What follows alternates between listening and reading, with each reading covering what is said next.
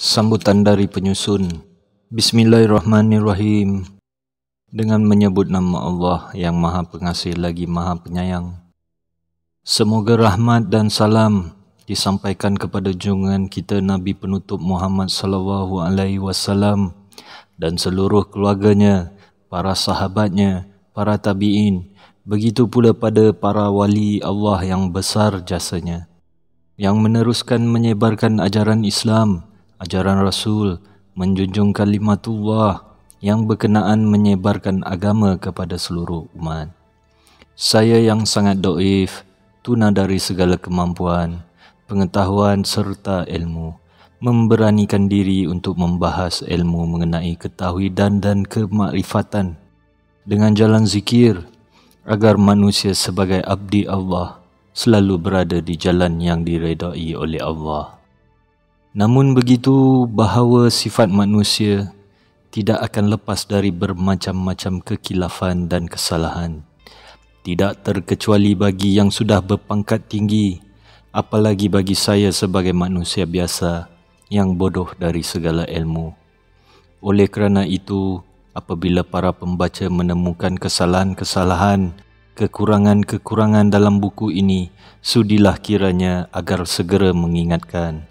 Kritik-kritik yang sifatnya membangun tentu sangat saya harapkan diterima dengan kedua belah tangan serta belapang dada, dipakai sebagai bahan untuk membaiki diri dan rohani, agar menjadi manusia yang beriman dan bertakwa kepada Allah. Amma ba'du. Buku ini membahas asal-usul Tarikat Qadiriyah Naqsyabandiyah yang sudah menjadi wirid pada tiap-tiap pada solat fardu yang 5. Apakah tarikat ini ada dalam Quran atau hadis atau kaul ulama?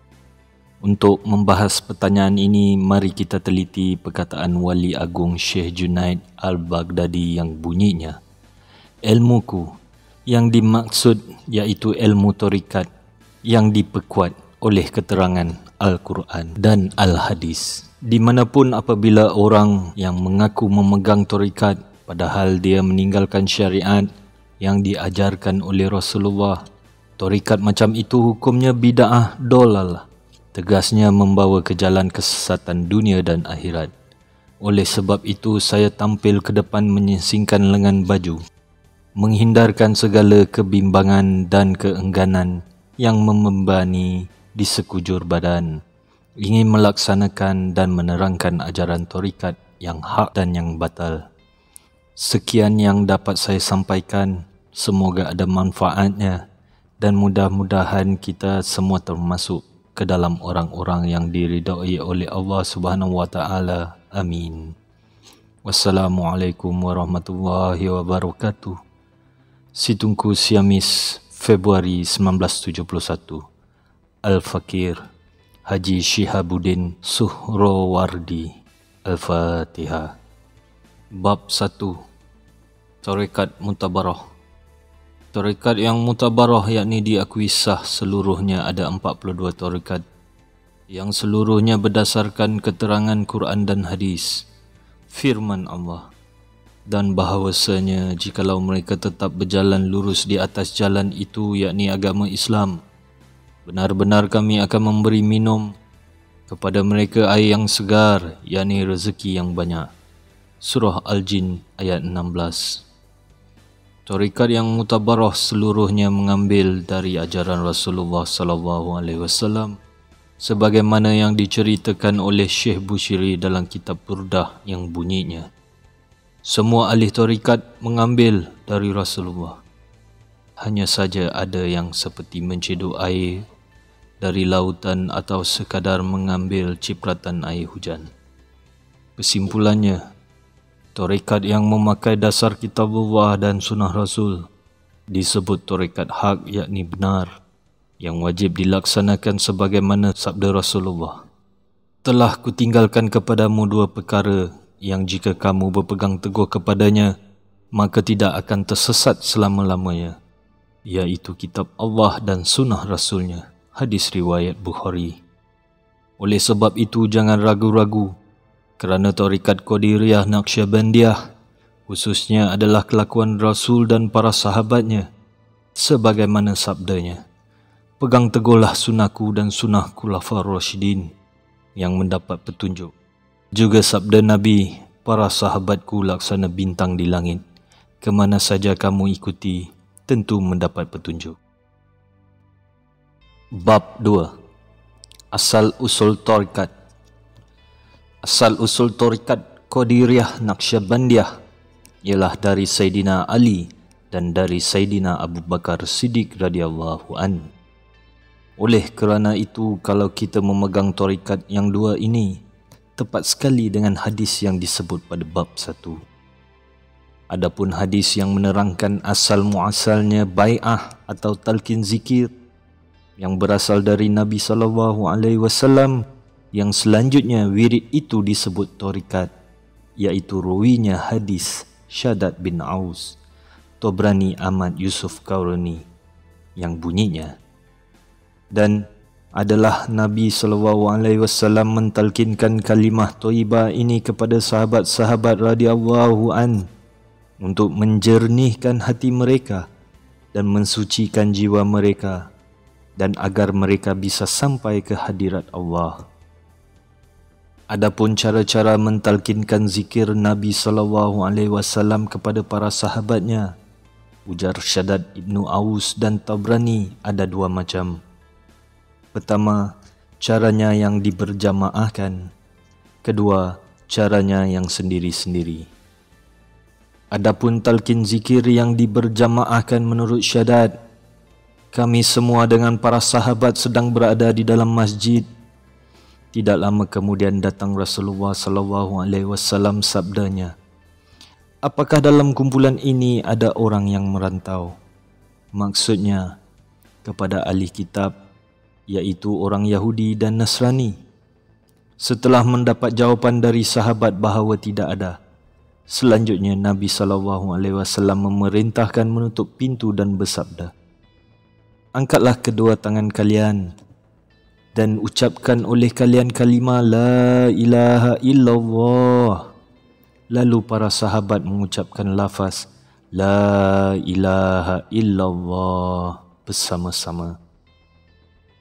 Selanjutnya beliau bersabda, Alhamdulillah, ya Allah, sesungguhnya Engkau telah mengampuniku dengan kalimah ini, dan Engkau telah menjanjikan kepadaku, sesiapa saja yang membaca kalimah itu akan diberi syurga. Lalu beliau bersabda lagi, ingatlah, kalian harus bergembira, sesungguhnya Allah Subhanahu wa taala telah mengampuni kamu sekalian. Melihat keterangan hadis Shaddad bin Aus tadi, ini menunjukkan bahawa adanya bai'ah zikir itu adalah kelakuan Rasulullah dan para sahabatnya. Kerana para sahabat sudah berbai'ah zikir kepada Nabi SAW, apalagi kita sebagai umat yang awam dan merasa banyak dosa, harus memerlukan talqin zikir itu. Firman Allah dalam Al-Quran, katakanlah, jika kamu benar-benar mencintai Allah, ikutilah aku, nescaya Allah mengasihimu. Ali Imran ayat 31. Sebahagian dari iktibar kepada Nabi SAW, iaitu talqin zikir, kerana talqin zikir itu suatu alat untuk mahabbah kepada Allah. Sabda Nabi SAW, tanda mencintai Allah ialah mencintai zikrullah, sedang tanda kemarahan Allah adalah enggan kepada zikrullah. Al-Hadis. Bab 3. Lafaz-lafaz zikir dan keukulannya. Lafaz-lafaz zikir itu sangat banyak, di antaranya tasbih, tahmid, tahlil, takbir, tamjid, selawat dan lain-lain. Akan tetapi di antara lafaz-lafaz zikir yang disebut di atas tadi, ada yang paling utama menurut sabda Rasulullah SAW, iaitu kalimah La ilaha illallah, sebagaimana keterangan hadis. Yang paling utama, apa yang aku ucapkan dan apa yang diucapkan Nabi-Nabi sebelumku, iaitu La ilaha illallah. Al-Hadis. Malahan ada hadis yang menerangkan keunggulannya kalimah itu. Sabda Rasulullah SAW, jika ditimbang 7 petala langit dalam satu daun timbangan dan kalimah la ilaha illallah dalam satu timbangan yang lainnya, maka akan lebih berat kalimah la ilaha illallah. Kesimpulan hadis-hadis tersebut di atas, di antaranya para ulama memperbanyakkan wirid untuk menambah dan memperkuatkan iman, sebagaimana sabda Nabi SAW, perbaharuilah iman kamu. Para sahabat bertanya, bagaimana kami memperbaharui iman kami ya Rasulullah? Jawab Nabi, dengan memperbanyakkan ucapan la ilaha illallah. Al-Hadis. Apa sebabnya Nabi SAW memerintahkan harus memperbanyakkan membaca kalimah la ilaha illallah? Kerana iman itu menurut para ulama terbagi kepada 5 bahagian. Pertama, iman matbuh, iaitu iman para malaikat. Iman ini tidak pernah berkurang, juga tidak pernah bertambah. Tegasnya, iman para malaikat sudah ditetapkan. Kedua, iman maksum, yakni iman para nabi. Iman ini kadang-kadang bertambah apabila datang wahyu, namun tidak pernah berkurang. Tegasnya dihindarkan dari kekurangan. Ketiga, iman makbul, yakni iman orang-orang muslimin muslimat. Iman ini kadang-kadang bertambah apabila mengerjakan taat, berkurang apabila mengerjakan maksiat. Tegasnya akan diterima apabila mengerjakan taat kepada Allah Subhanahu wa taala. Keempat, iman mauhuf, yakni imannya ahli bid'ah. Tegasnya ditangguhkan apabila ahli bid'ah itu berhenti dari mengerjakan bid'ahnya, imannya akan diterima oleh Allah Subhanahu wa taala. Ahli bid'ah itu di antaranya kaum Rafidah atau dukun, ahli sihir dan lain-lain. Kelima, iman mardud, yakni ditolak imannya, tidak diterima oleh Allah Subhanahu wa taala seperti imannya orang-orang musyrik, murtas, kafir dan lain-lain. Menurut hadis tadi jelas bahawa apabila ingin kuat iman, memperbanyakkan membaca kalimah tadi, iaitu la ilaha illallah. Membaca kalimah la ilaha illallah menurut ahli fikir dalam sehari semalam tidak boleh kurang dari 13 kali. Tetapi menurut ahli tasawuf, tidak boleh kurang dari 1,200 kali.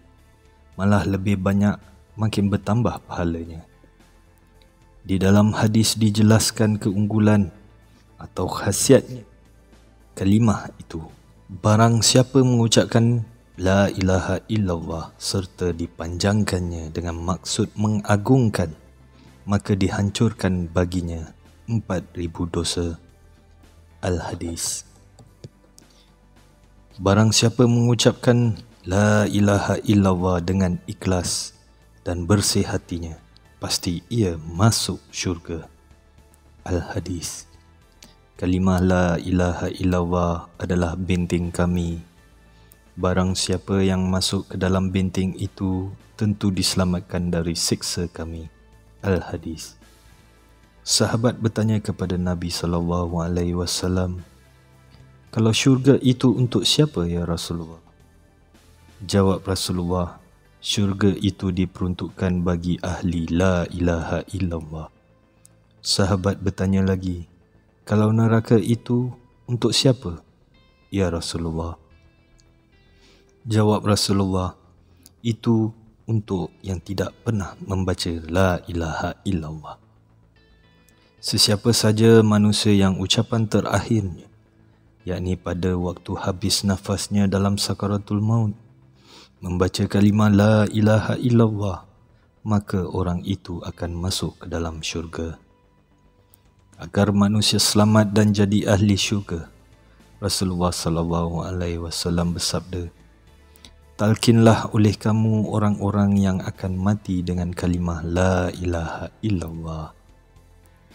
Dalam hadis ini jelas bahawa harus diajari mengucapkan kalimah la ilaha illallah adalah orang yang akan mati, bukan hanya kepada yang sedang menghadapi sakaratul maut, kerana bukankah orang yang sihat walafiat juga akan mati? Daripada kita menunggu sampai sudah sekarat, alangkah baiknya kalau dari sejak sekarang, selagi kita masih sihat dan mampu, kerana apabila kita sudah jatuh sakit, yang kadang-kadang sampai tidak bisa makan, minum, apalagi diajari zikir, yang apabila di dalam hatinya tidak ada iman, tidak menyenangi zikir dari sejak sekarang, yakni berlatih dari sekarang, secara syariat tentu akan sulit. Kalau sakaratul maut sudah datang, mata melotot juga sudah tidak bisa lihat lagi, telinga sudah tidak dapat mendengar lagi, mulut sudah tidak dapat berkata-kata lagi, kemahuan dan kesanggupan sudah hilang sama sekali. Yang masih ada adalah ilmu dan hayat. Tanpa berlatih dari sejak sekarang untuk berzikir la ilaha illallah, dalam saatnya akan dilaksanakan dalam sakaratul maut, sangat kecil kemungkinannya akan mampu. Seperti tentera yang memegang senjata yang ampuh, kalau tanpa latihan tentu akan kikuk dan kaku dalam medan pertempuran kerana tidak pernah berlatih dahulu. Pada saat roh atau nyawa akan keluar dari jasad kita, mula-mula dari hujung ibu jari kaki, menjalar sampai ke lutut, naik lagi ke pusat, terus ke jantung, punggung, ke hati, ke dada, langsung ke tenggorokan, ke otak, barulah lepas. Pada waktu roh lepas keluar dari otak, apabila tidak dibarengi dengan zikir pada Allah Subhanahu Wa Taala, dikhawatirkan kita akan mati dalam keadaan su'ul khatimah. Namun apabila kita sudah terbiasa mendakwamkan zikir mulai dari sekarang, sehingga zikir itu menyerap ke sekujur tubuh, insya-Allah roh kita akan keluar dibarengi dengan zikir kepada Allah.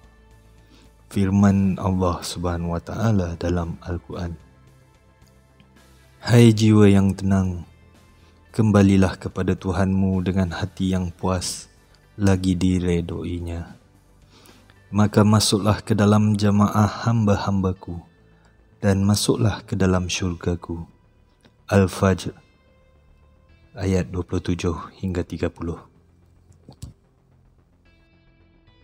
Bab 4. Syarat-syarat zikir. Dalam penjelasan zikir di atas tadi, perlu diketahui bahawa zikir itu ada syarat-syaratnya, iaitu harus adanya guru.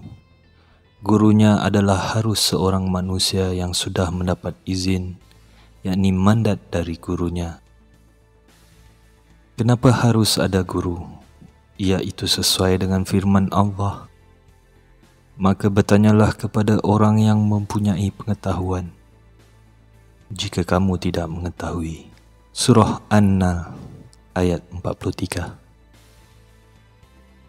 Pengertian dari tanyakan kepada ahli zikir itu, maksudnya agar manusia mengetahui mengenai perihal zikir.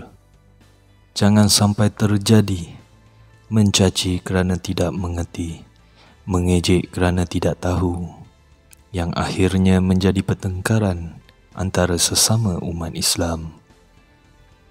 Apabila sampai terjadi demikian, yang rugi sudah pasti adalah kaum Islam, kerana tidak adanya lagi persatuan antara sesama kaum Islam. Terjadilah pertengkaran yang disebabkan oleh buruk sangka, seperti dijelaskan dalam firman Allah. Hai orang-orang yang beriman, jauhilah kebanyakan dari prasangka. Sesungguhnya sebahagian dari prasangka itu adalah dosa. Surah Al-Hujurat ayat 12. Untuk menghindarkan dari berburuk sangka, kita harus banyak bertanya kepada ahlinya.